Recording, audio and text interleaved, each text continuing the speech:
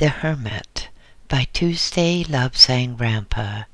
Read for you by BlueFriend in beautiful BC. Chapter 5. In the cave, the old hermit suddenly ceased to speak and placed his hands, with fingers outspread, on the sandy earth beside him. Lightly, those sensitive fingers made contact with the soil. For a moment he concentrated, then said, "Shortly we shall have a visitor." The young man looked at him in a dumbfounded manner. Visitor? What visitor would be coming here? And how was he so sure? There had been no sound, no changes in the voices of nature beyond the cave. For perhaps 10 minutes they sat thus, erect and expectant. Suddenly the bright-lit oval that was the entrance to the cave dimmed and became a black blur. "Are you there, hermit?" yelled a high-pitched voice. Why do hermits live in such dark and inaccessible places? Into the cave waddled a short, very fat monk with a sack over his shoulder. "I've brought you some tea and barley," he said.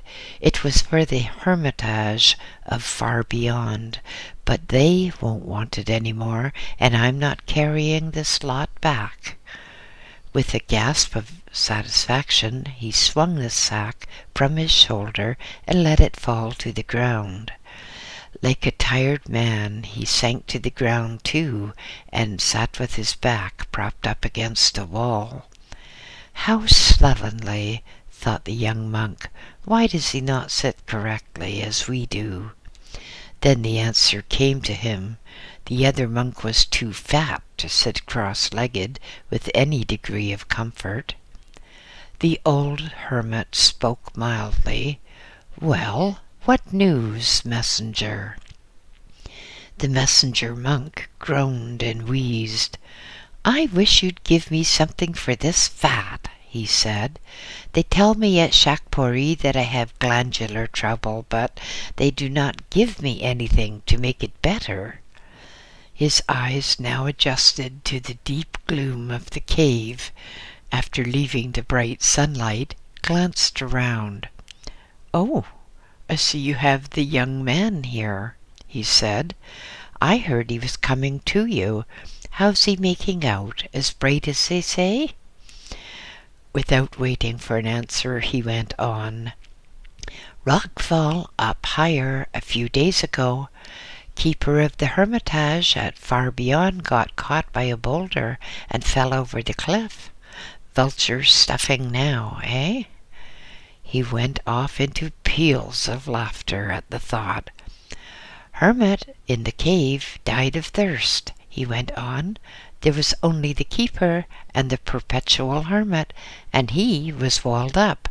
No water, no life, eh?" The young monk sat silent, thinking of the solitary hermits. Strange man who had a call to retire from all and every contact with the world of man. With the monk volunteers, such a solitary would journey up the mountainside and find a hermitage which had been abandoned. Here he would enter an inner room which had no window. His volunteer keeper would build a wall so that the hermit would never again be able to leave the room. In the wall would be just one small opening, large enough to take a bowl. Through this opening, once every 2 days, would be passed a bowl of water from a nearby mountain spring, and just a handful of grain. Not a single chink of light would ever enter the hermit's room so long as he lived. Never again would he speak or be spoken to. Here, for as long as he lived, he would remain in contemplation, freeing the astral body from the physical and journeying far in the astral planes. No illness, no change of mind would secure his release. Only death would do that. Outside the sealed room, the keeper would live and have his own existence, always being sure that no sound reached the immured hermit. Should the keeper fall ill and die, or should he fall over the cliff, then the hermit must die too, usually of thirst. In that very small room, unheated, no matter how severe the winter, the hermit would have his being. A bowl of cold water every 2 days. Cold water, never warmed, no tea, just the coldest of cold water from the spring which ran direct from the icy mountain slopes. No hot food. 1 handful of barley every 2 days. At first, the pangs of hunger would be terrible as the stomach shrank. The pangs of thirst would be worse. The body would become dehydrated, almost brittle. Muscles would waste away through lack of food, water, and exercise. The normal body functions would almost cease, as less water and less food were taken. But the hermit would never leave the room. All that had to be done, all that nature compelled him to do, would have to be done in one corner of the room where time and cold would reduce waste to frozen dust. Sight would go. At first there would be vain strainings against the perpetual blackness. Imagination would, in the early stages, supply strange lights, almost authentic well-lit scenes. The pupils would dilate and the eye muscles atrophy, so that, should an avalanche destroy the roof, the sunlight would burn out the hermit's sight as surely as though he had been struck by lightning. Hearing would become abnormally acute. Imaginary sounds would appear to float in to torment the hermit. Snatches of conversation would seem to originate in thin air and be cut off as soon as he attempted to listen. The balance would go next. He would find that he toppled over sideways, or frontways, or backwards. Soon he would hear his approach to a wall. The slightest disturbance of the air by raising an arm would sound as a windstorm. Before long he would hear his heart beat like a mighty engine throbbing away. There would come the loud gurgling of fluids within the body, the exhalation of organs disgorging their secretions, and, as his hearing became even more acute, the faint slithering of muscle tissue on muscle tissue. The mind would play strange tricks on the body. Erotic pictures would plague the glands. The walls of the black room would seem to crowd in. The hermit would have the strongest sensation of being crushed. Breathing would become hard, labored, as the air became stale. Only every 2 days was the stone removed from the small gap in the inner wall, so that a bowl of water, a handful of barley, and life-giving air could enter. Then it would be blocked up again. When the body was mastered, when all the emotions had been conquered, the astral vehicle would float free like smoke rising from a bonfire. The material body would lie supine on the littered floor, and only the silver cord would unite the two. Through the stone walls would pass the astral. Down the precipitous paths it would wander, while it savored the joys of being free from the chains of the flesh. Into lamasseries it would creep, and telepathic and clairvoyant lamas would converse with it. Neither day nor night, or heat or cold could impede it, nor the stoutest doors provide an obstacle. The council chambers of the world were ever available, and there was no sight nor experience which the astral travellers could not witness. The young monk pondered on these things, and then thought of the hermit lying dead in the old hermitage 2,000 feet above. The fat monk was talking. "We shall have to break down the wall and haul him out. I entered the hermitage and went to call at his food door. Ha! The stench! He was very dead indeed. We cannot leave him there. I am away to Drepung to get help. Oh well, the vultures will be glad when we get him out. They like their meat high, and they are perching all over the hermitage, screaming to get at him. Ah me, I must get on my old horse and chunter along back. I haven't the figure for these mountain jaunts." The fat monk waved a hand vaguely in the air and wandered off towards the cave entrance. The young monk rose stiffly to his feet, a leg injury causing him to mutter words beneath his breath. Curiously, he followed the departing monk out into the open. A horse was cropping leisurely at the sparse vegetation. The fat monk waddled over to him, and with quite an effort got a leg over the horse's back. Slowly they moved off towards the lake, where other men on horses were waiting. The young monk stood gazing at them until the whole party moved out of sight. Sighing wistfully, he turned and looked up the sheer cliff towering toward the heavens. Far above, the walls of the hermitage far beyond gleamed white and red in the sun.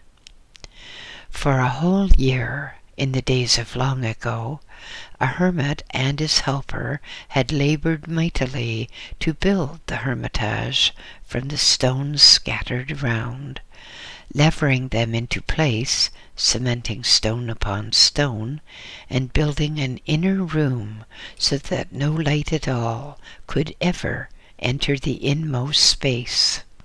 For an entire year they labored until they were satisfied with the basic structure.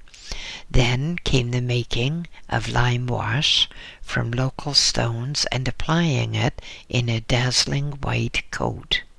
Next came the grinding of ochre and mixing it with water from the bounding nearby stream, painting it on walls which projected over the 2,000-foot precipice, decorating it so that it would be a lasting monument to a man's piety.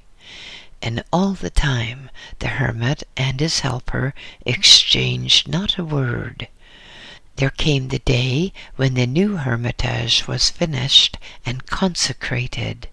The hermit stood looking out over the plain of Lhasa, looking out for the last time over the world of man. He turned slowly to enter the hermitage and fell dead at the feet of his helper. Throughout the years others had been hermit there, lived there walled in the inner room, died there and been dug out of the stone room and fed to the ever-ready vultures. Now another had died there, of thirst. Helpless, with helper gone, there was no hope, no way to get vital water, nothing to do but to lie down and die.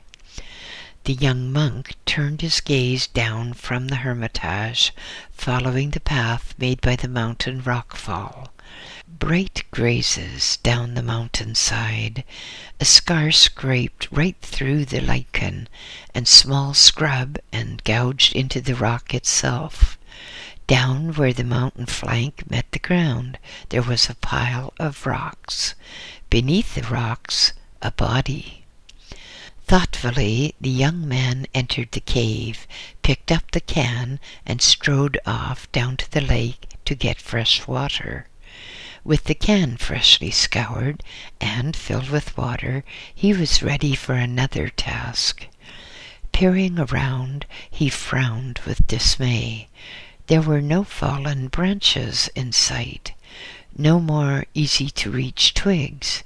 He would have to go further afield in search of fuel. Into the copse he wandered. Small animals stopped their never-ending search for food to stand on hind legs and stare curiously at the invader of their domain. Here there was no fear. Here animals did not fear man, for here man lived in harmony, in sympathy with the animals. At last the young man reached an area where a small tree had fallen. Breaking off the biggest branches that his young strength would permit, he turned again and dragged one of them back to the entrance of the cave. Fetching the can of water, he soon had tea and sampa ready once again. The old man sipped gratefully at the hot tea. The young monk was fascinated at his manner of drinking. In Tibet, all food containers, such as cups and bowls, are held with 2 hands in order that respect may be shown to the food that nourishes. The old hermit, through long practice, held the bowl with 2 hands so that a finger of each hand overlapped the inner edge. Should there be any danger of spilling, through not being able to see the angle of the liquid, a finger on one side would get wet, and so would warn the old man. Now he sat there contentedly, greatly appreciating hot tea after decades of cold water. "It is strange," he said, "that after more than 60 years of sheer austerity, I now crave hot tea. I crave also the warm, comforting glow brought by the fire. Have you noticed how it warms the air of our cave?" The young monk looked at him in compassion. Such little desires, so little comfort. "Do you never get out, venerable one?" he asked. "No, never," replied the hermit. "Here I know every stone. Here loss of sight does not trouble me greatly, but to venture outside where there are boulders and precipices, that is another matter. I could even walk off the bank and fall into the lake. I could leave this cave and be unable to retrace my steps."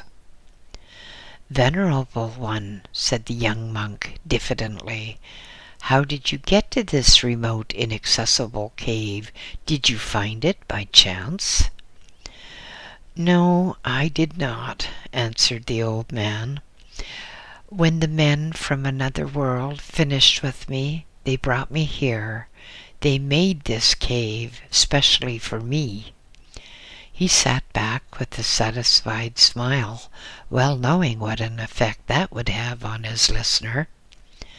The young monk rocked and almost tipped over backwards, so great was his amazement. "Made it for you?" he stuttered. "But how could they cut such a hole as this in the mountain?"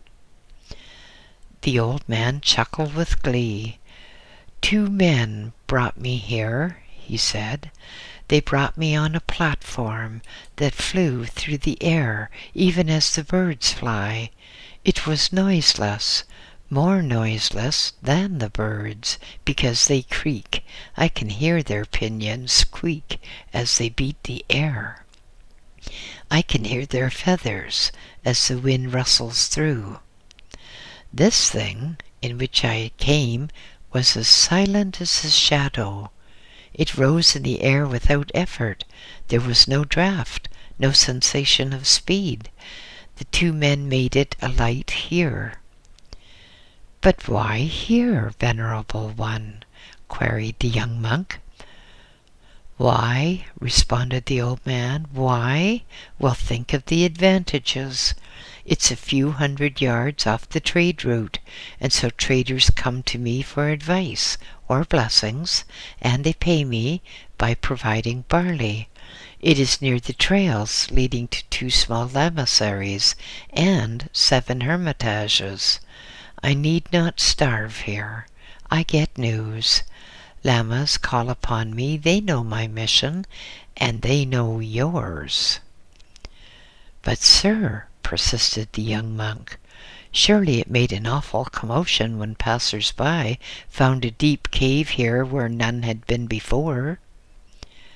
"Young man," chortled the hermit, "you have been about here. Did you notice any caves between here and Bywaters? No? There are no less than 9. You were not interested in the caves, and so you did not notice them." "But how was this cave made by 2 men? It must have taken months." The young man was bewildered. "By the magic of what they call atomic science," answered the old hermit patiently. "One man sat on the flying platform and looked about in case there should be onlookers. The other held a small device in his hand. There was a roaring like hungry devils, and, so I was told, all the rock vaporized, leaving this as 2 chambers.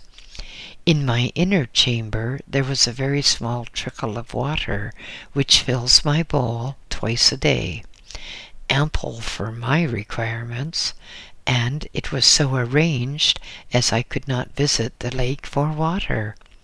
If I have no barley, as has happened from time to time, I eat the lichen which grows in the inner cave.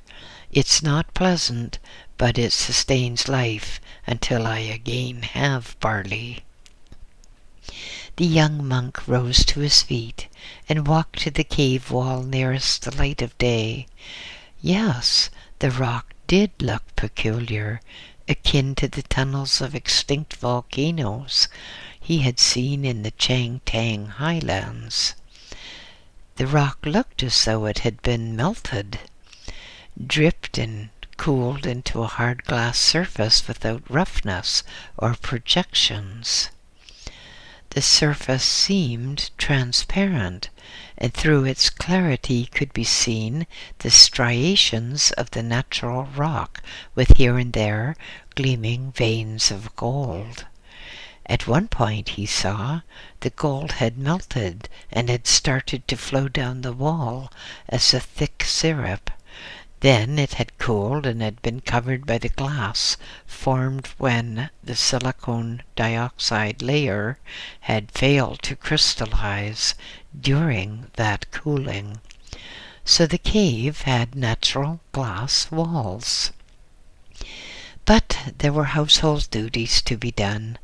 Not all time was for talk. The floor had to be cleaned, water fetched, and firewood to be broken into suitable sizes. The young monk seized the sweeping branch and set to without marked enthusiasm. Housework was a bore. Carefully he swept over his sleeping place. Carefully he moved towards the entrance, still sweeping. His sweeping branch struck a small mound in the floor, dislodged it, and there uncovered a brownish-green object. Crossly the young monk stooped to remove the intruding stone, wondering how that got there.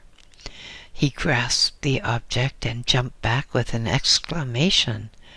This was not a stone. This was what? Cautiously he peered at the thing and prodded it with a stick. It rolled over, chinking. He picked it up and hurried to the old hermit with it.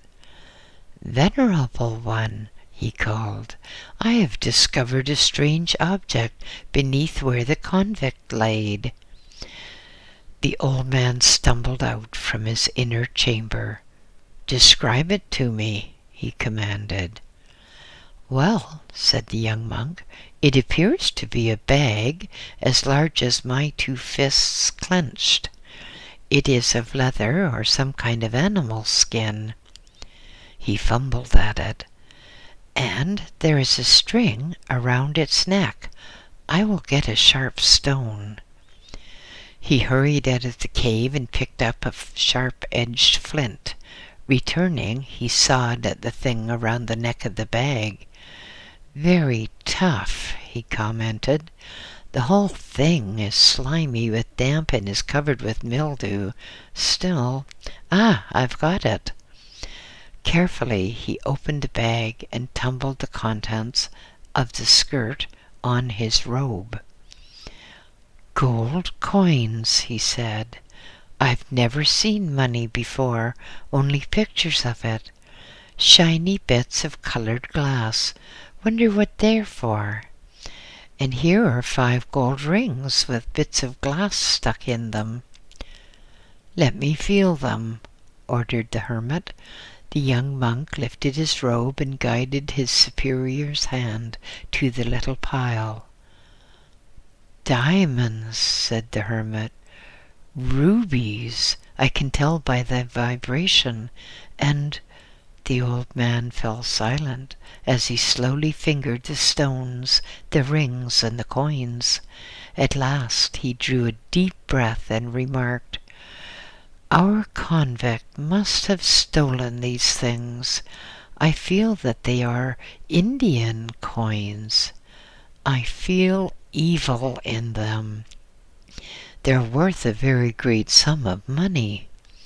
He mused in silence for a moment, and then very abruptly, Take them and throw them as far away as to the deepest part of the lake. They will bring ill if we keep them here. There is lust, murder, and misery in them. Take them quickly." So saying, he turned and slowly crept back into the inner chamber. The young monk piled the things back in the leather bag and walked out of the cave towards the lake. At the water's edge he spread the things out on a flat rock and examined them curiously. Then, taking a gold coin, he held it between finger and thumb and threw it forcibly so that it skipped from wavelet to wavelet until, with a final plop, it sank beneath the water. Coin after coin followed, and then the rings and the stones, until none were left. Rinsing his hands, he turned and smiled with amusement. A large fish-eating bird had flown off with the empty bag, and 2 other birds were following in hot pursuit. Humming a verse from the Chant to the Dead, the young monk turned about and made his way back to the cave and housework. But housework does not last forever. There came the time when the young monk could put aside the well-worn, twiggy branch which he used as a broom. There came the time when he could look about him appreciatively and see clean sand on the floor, a pile of wood by the low fire, the can full of water, and when he could rub his hands together as a sign that housework for the day was finished. Now came the time when young, alert memory cells were ready to receive and store information. The old hermit came shuffling out of the inner chamber. Even to the inexperienced gaze of the young monk, the old man was visibly failing. Slowly the hermit settled himself on the ground and adjusted his robe around him. The younger man took the proffered bowl and filled it with cold water. Carefully he placed it beside the old one and guided his hand to the edge so that he would know the exact location. Then he too sat on the ground and waited for his senior to speak. For a time there was no sound as the ancient man sat and marshalled his thoughts in an orderly manner. Then, after much hawking and clearing of his throat, he commenced. The female slept, and then I slept, but I did not sleep for long. She was snoring horribly, and my head was throbbing. It felt as though my brain was swelling and trying to push off the top of my skull.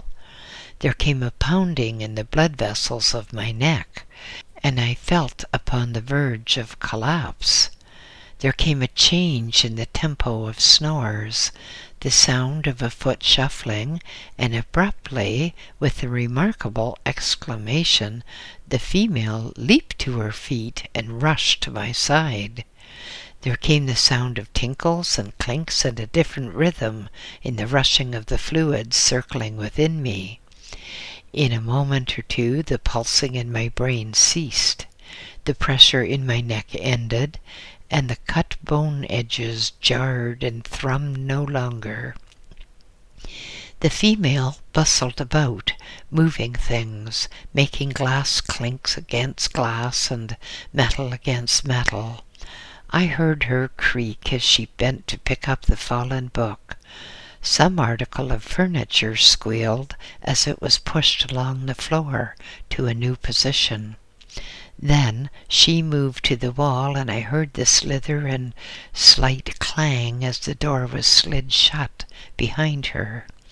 There came the sound of her footsteps diminishing down the corridor. I lay there and thought of all that had happened to me. I had to lie there because I couldn't move. Definitely something had been done to my brain. I was more alert. I could think more clearly. Previously there had been many woolly thoughts which, because I was unable to bring them into sharp focus, I had pushed to somewhere in the obscure background of my mind. Now all thoughts were as clear as the waters of a mountain stream. I remembered being born, my first sight of the world into which I had then been precipitated, the face of my mother, the wizened face of the old woman helping at the birth. Later, my father handling me, the newborn baby, as though he were afraid of me, the first newborn baby he had seen. I remembered his alarmed expression and his concern at the sight of such a red and wrinkled face. Then scenes of early childhood came to me. Always it had been my parents' desire to have a son who would become a priest and bring honor to the family. School, and a whole crowd of us sitting upon the floor, practicing writing upon slabs of slate. The monk teacher going from one to another, giving praise or reprimands, and to me saying that as I did well I should stay longer, so that I might learn more than my companions. My memory was complete. I could recall with ease pictures which had appeared in magazines brought by the Indian traders, and pictures which I did not even know that I had seen. But memory is a two-edged instrument. I recalled in all detail torture at the hands of the Chinese, because I had been seen carrying papers from the Patala. The Chinese had assumed that they were state secrets, and so had kidnapped me and tortured me to make me reveal them. Me, just a humble priest whose most secret knowledge was of how much the lamas ate. The door slid open with metallic sibilance. Immersed in my thoughts, I had not noticed approaching footsteps along the corridor. A voice asked, "How are you now?" And I felt my captor standing by my side. As he spoke, he busied himself with strange applets to which I was connected. "How are you now?" he asked again. "Fair," I replied, "but unhappy at all the strange things which have happened to me. I feel like a sick yak in the market square." He laughed and turned away to a far side of the room. I could hear the rustle of paper, the unmistakable sound of pages being turned. "Sir," I said, "what is an admiral? I am greatly puzzled. What is an adjutant?" He set down a heavy book, or at least it sounded like a book, and came over to me. "Yes," he replied, with compassion in his voice, "I suppose from your point of view we have treated you rather badly." He moved, and I heard him draw up one of those strange metal seats. As he sat upon it, it creaked alarmingly. "An admiral?" he said amusingly. "Well, it's quite an explanation, and one which you will have later. But let us assuage your immediate curiosity. You are on a vessel which travels through space. The sea of space, we call it, because at the speed at which we travel, the sparse matter in space is encountered so rapidly that it feels like a sea of water. Do you follow?" he asked. I thought about it, and yes, I followed by thinking of our happy river and the skin boats which traversed it. "Yes, I do," I responded. "Well then," he continued, "our ship is one of a group. This is the most important of them. Each ship, including this, has a captain. But an admiral is, let us say, a captain of all the captains. Our term for that is admiral.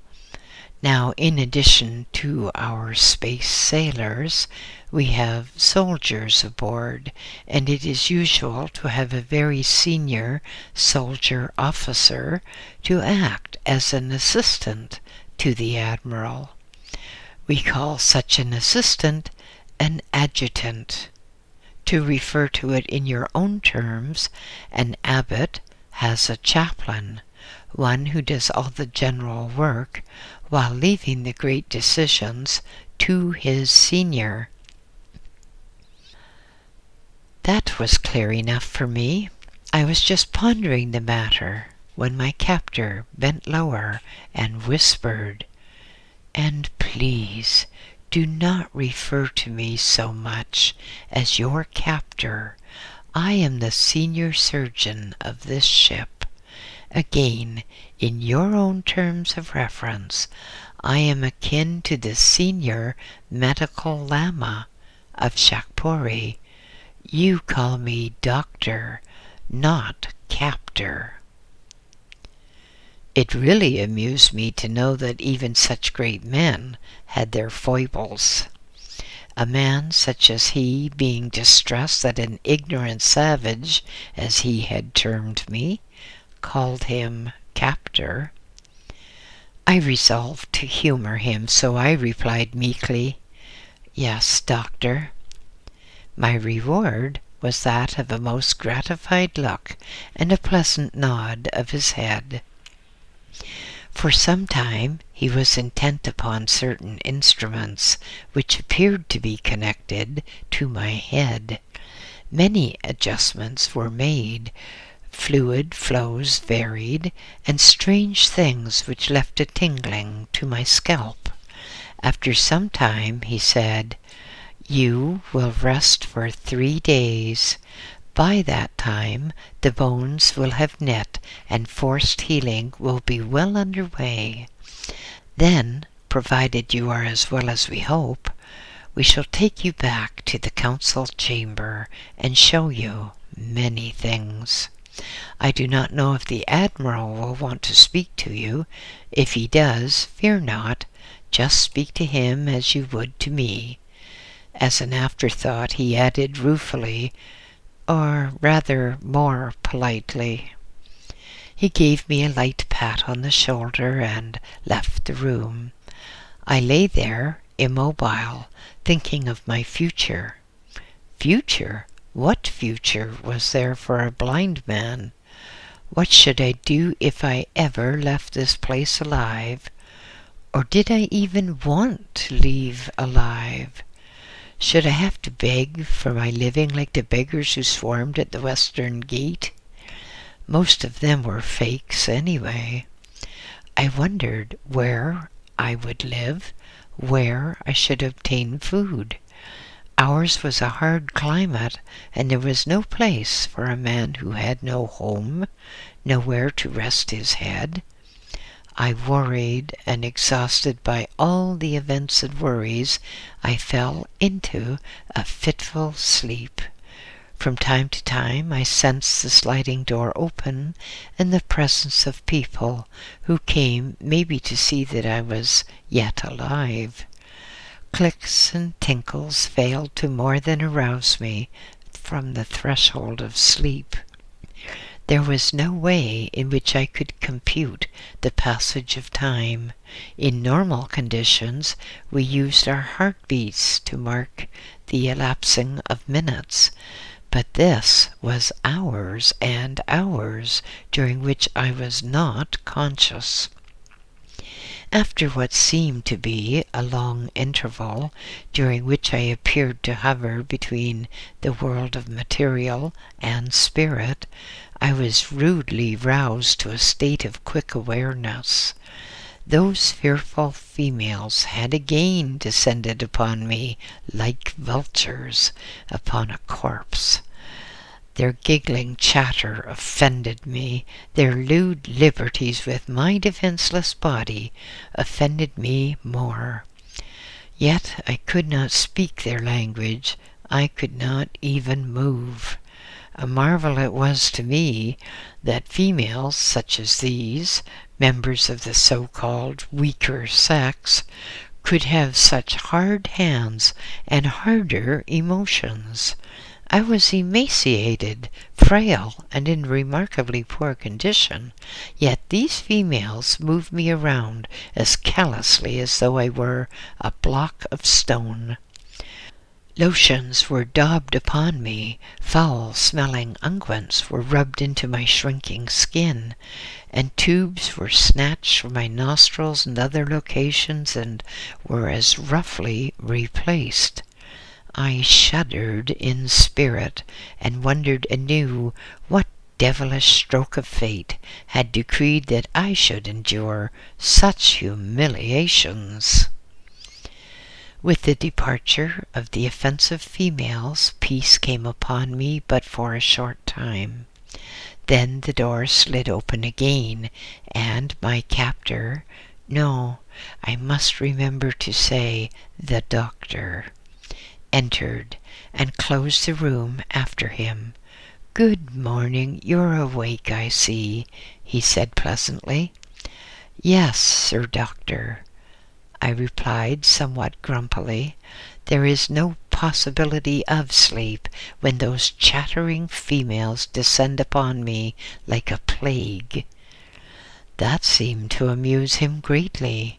By now, presumably because he was beginning to know me better, he was treating me more like a human, although a half-witted human. "We have to use those nurses," he said, "so that you will be looked after, kept clean, and smelling sweetly beautiful.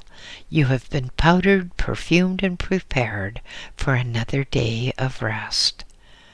Rest! Rest! I wanted no rest. I wanted to get out. But where was there for me to go? As his doctor stood there examining the site of the operation on my skull, I thought anew of all that he had told me. When was it? Yesterday or the day before that? I did not know. I did know that one thing puzzled me very greatly. "Sir Doctor," I said, "you told me that I was on a vessel of space. Is my understanding correct?" "Of course it is," he replied. "You are aboard the flagship of the supervisory fleet. Now we are resting upon a mountainous plateau in the highlands of Tibet. Why?" "Sir," I answered, "when I was in that chamber before all those astonishing people, I saw that we were in a vast stone chamber. How can a stone chamber be on this vessel?" He laughed as though I had made the greatest joke. Recovering, he said, amid chuckles, "You are alert, very alert, and you are correct. This rocky plateau upon which this vessel rests was formerly a volcano. There are deep passages and immense chambers through which, in ages long ago, molten lava flowed and spewed forth. We use those passages, and we have increased the volume of those chambers for our own purposes. We use this site extensively. Different ships use it from time to time. You were taken from the ship and into a rock chamber." Taken from the ship into a rock chamber, that accounted for the strange impression I had received, an impression of leaving a metal corridor for a rock chamber. "Sir Doctor," I exclaimed, "I know of tunnels and rock chambers. There is a large concealed chamber within Potala Mountain. It has a lake as well." "Yes," he remarked, "our geophysical photographs have shown it to us. We did not know that you Tibetans had discovered it, though." He went on with his fiddling.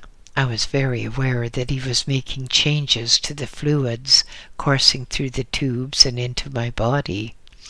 An alteration in my body temperature became apparent, and, without my conscious volition, my breathing became slower and deeper. I was being manipulated like a puppet in the marketplace. "Sir Doctor," I remarked eagerly, "your vessels of space are known to us. We term them the chariots of the gods. Why do you not make contact with our leaders? Why do you not declare your presence openly? Why do you have surreptitiously to abduct such as I?" There was a sharp indrawing of breath and a pause before he finally replied, "Well, I mean to say," he stammered, "if I tell you the reason, it will merely evoke in you the most caustic remarks, which are good for neither of us." "No, Sir Doctor, I am your prisoner, even as I was the prisoner of the Chinese," I replied. "I cannot afford to provoke you. I'm trying, in my uncivilized way, to understand things, which presumably is also your desire." He shuffled around with his feet and was clearly deciding what was best to do. Coming to a decision, he said, "We are the gardeners of the earth, and of course of many other inhabited worlds. A gardener does not discuss his identity or plans with his flowers. Or, to elevate matters a little, if a yak herder finds a yak who appears brighter than the average, the herder still does not go up to him and command him to take me to your leader. Nor does the herder discuss with the intelligent yak matters which are clearly beyond the yak's comprehension. It is not our policy to fraternize with the natives of any of the worlds we supervise. We did that in eons past, and it brought disaster to all, and gave rise to fantastic legends in your own world." I sniffed in anger and disdain. "First, You say I am an uncivilized savage, and now you call me or liken me to a yak? I expostulated. Then, if I am so low, why do you keep me prisoner here? His reply was sharp. Because we are making use of you. Because you have a fantastic memory, which we are increasing. Because you are going merely to be a repository of knowledge for one who will come to you almost at the end of your life. Now sleep. I heard or sensed a click, and then a wave of blackened consciousness fell upon me. End of chapter 5.